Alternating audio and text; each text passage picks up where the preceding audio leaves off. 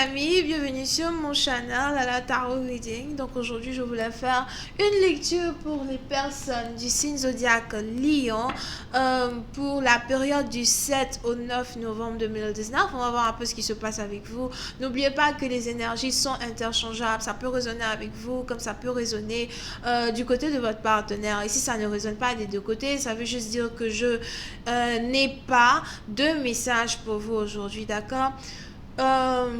La suite de cette vidéo sera disponible sur Vimeo pour tous ceux qui sont intéressés. Je vous invite à cliquer sur le premier lien en bas de la vidéo pour avoir accès à la suite. Pour les autres, si vous voulez une consultation privée avec moi, n'hésitez pas à cliquer sur le deuxième lien pour réserver votre consultation en avance, d'accord?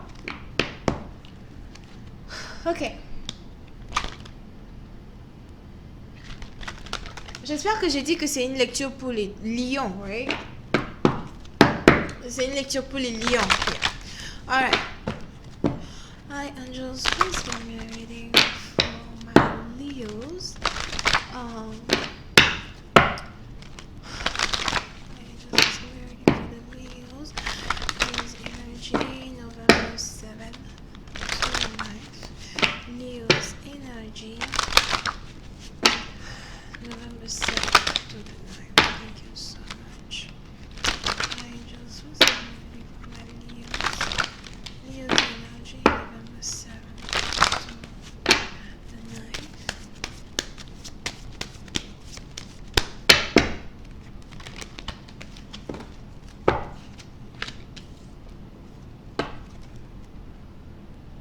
Ok.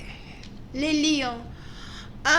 Pour une certaine partie d'entre vous, ok, soit c'est vous, soit c'est votre partenaire, mais on a ici une personne qui est carrément obsédée par vous, d'accord? Pour une certaine partie d'entre vous, vous pouvez ici avoir affaire à quelqu'un qui n'arrête pas de penser à vous. Vous pouvez ici avoir affaire à quelqu'un qui n'arrête pas de regarder vos photos, regarder vos vidéos. Vous avez ici quelqu'un qui a réellement envie de vous voir, quelqu'un qui a réellement envie de passer la majorité de son temps avec vous. Le seul problème, c'est que vous avez ici cette personne qui n'a pas réellement l'audace de vous dire à quel point vous lui manquez, ok? Oui, c'est une partie d'entre vous, vous pouvez ici avoir affaire à un voyageur, vous pouvez ici avoir affaire à quelqu'un peut-être qui habite à distance de vous, c'est peut-être ici une relation longue distance, vous pouvez ici avoir affaire à quelqu'un qui aime beaucoup être en altitude as well, une personne ici qui adore être dans le vide, ça c'est quoi encore? Quelqu'un qui adore être dans le vide. Je ne sais pas si vous avez ici affaire à un parachutiste, quelqu'un qui aime sauter de les avions, quelqu'un qui peut-être même est dans l'armée et qui a une certaine passion pour l'aviation. En tout cas, tout ce qui est en l'air. Vous avez toujours la personne qui est en l'air. On dirait la personne a des ailes d'oiseau. Moi, je ne sais pas. Oh non, c'est pas possible. Tu es en couple avec quelqu'un, mais à chaque fois, la personne est dans les airs. C'est lui qui saute, c'est lui qui fait les trucs dangereux. Comme pas possible. Truc à couper le cœur. Anyway, so, vous pouvez ici avoir affaire donc à une personne peut-être qui est en voyage actuellement. Vous avez ici quelqu'un peut-être qui essaye de faire un voyage seul. Quelqu'un ici qui essaye de se ressourcer ou qui essaye de retrouver réellement son identité en parcourant le monde, d'accord? Pour une certaine partie d'entre vous, vous pouvez ici avoir affaire à quelqu'un qui détient un journal de rêve. On a quelqu'un ici qui a un journal de rêve. On a quelqu'un ici qui n'arrête pas d'écrire ses rêves dans son journal as well. Vous avez ici une personne qui n'arrête pas de...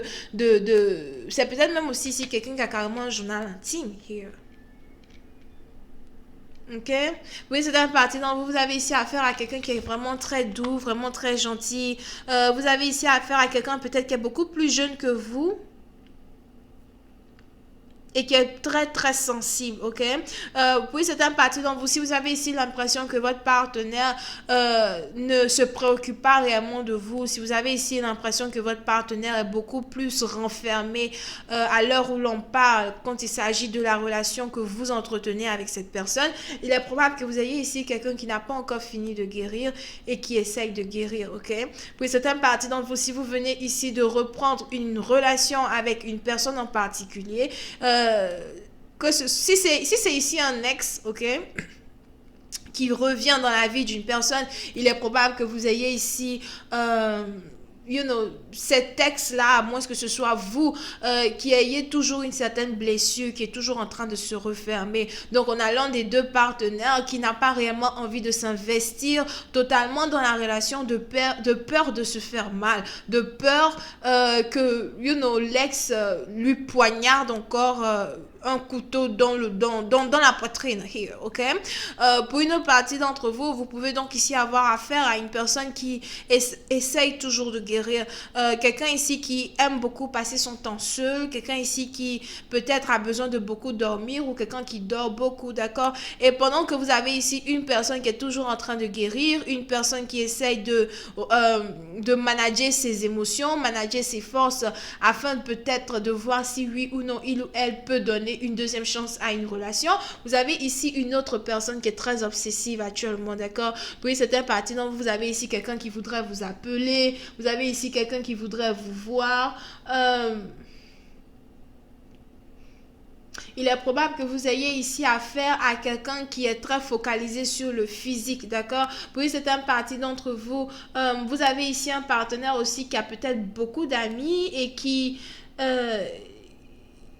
c'est-à-dire quand la personne n'arrive pas à vous joindre, vous avez peut-être ici la personne qui est tout le temps en train de téléphoner à différents de ses amis, tout le temps en train de parler à plusieurs de ses amis sans cesse, d'accord? Au lieu que la personne se concentre à voir un peu plus sur la relation. Donc c'est un peu comme si la relation a ses bons côtés et la relation a son mauvais côté. Le bon côté de la relation, c'est qu'on a une personne ici qui essaye toujours de guérir. Le mauvais côté de la relation, c'est qu'on a l'autre partenaire qui aimerait passer plus de temps avec la personne qui essaye de guérir, mais au lieu de faire les actions qui pourront faire de telle sorte que les deux soient ensemble, vous avez ici l'autre partenaire qui préfère passer beaucoup plus de temps à communiquer avec ses amis, parler avec ses amis, montrer l'endroit où il se trouve à ses amis, etc.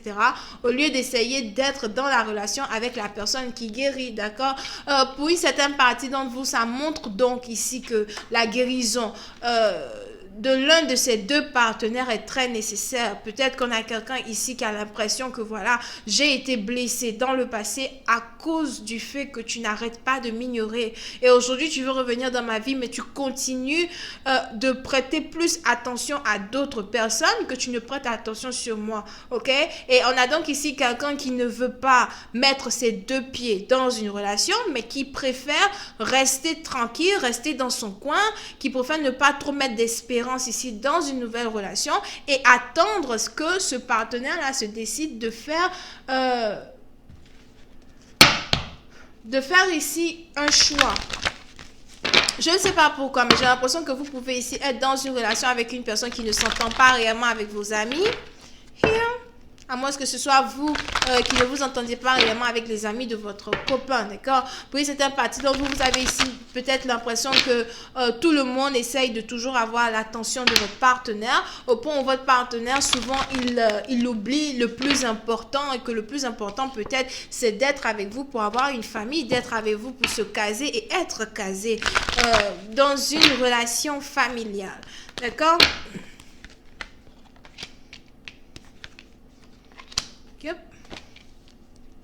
Puis c'est un parti d'entre vous, soit c'est vous, soit c'est votre partenaire, mais on a une personne ici qui est réellement ouverte à l'amour. Je suis ouverte à l'amour, je suis ouverte à ce que tu reviennes dans ma vie, mais si tu reviens dans ma vie, reviens de façon correcte. Si tu reviens dans ma vie, reviens avec des émotions qui sont uniques et des émotions qui sont très précieuses pour nous deux, d'accord? Puis c'est un parti d'entre vous, il est probable que vous ayez ici votre partenaire qui reconnaît que pour être dans vos bras, pour qu'il puisse être ici avec vous, il va falloir qu'il investisse autant d'émotions que vous êtes prêt à investir ici dans la relation. Vous avez ici affaire à un partenaire qui, oui, c'est un partenaire, vous avez même ici un partenaire qui voudrait revenir avec vous et qui n'arrête pas de communiquer avec ses amis pour leur demander ce qu'ils pensent de cette réconciliation as well, d'accord? Donc, on est ici dans une étape où votre relation est toujours en train de se façonner, un peu comme un puzzle à 1000 pièces. On est déjà ici à peut-être 200 pièces.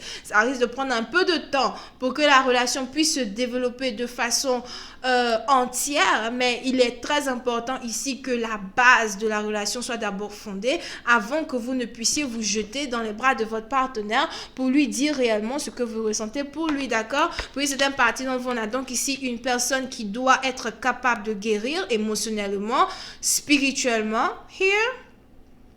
Et on a une autre personne qui doit être capable de reconnaître ses priorités. Souvent, les priorités, c'est la famille plus que les amis. Quand on veut se marier, la priorité devient la femme plus que les amis. La femme, la famille plus que les amis, d'accord? Donc, vous avez ici un partenaire qui doit toujours apprendre ce que c'est que certaines priorités. Et quant à vous, vous devez toujours être ici dans une situation où vous continuez de guérir vos émotions afin de pouvoir avoir une relation que vous voulez avoir. Je vais continuer cette lecture sur Vimeo. Pour tous ceux qui sont intéressés, je vous invite à cliquer sur le premier lien en bas de la vidéo pour avoir accès à la suite.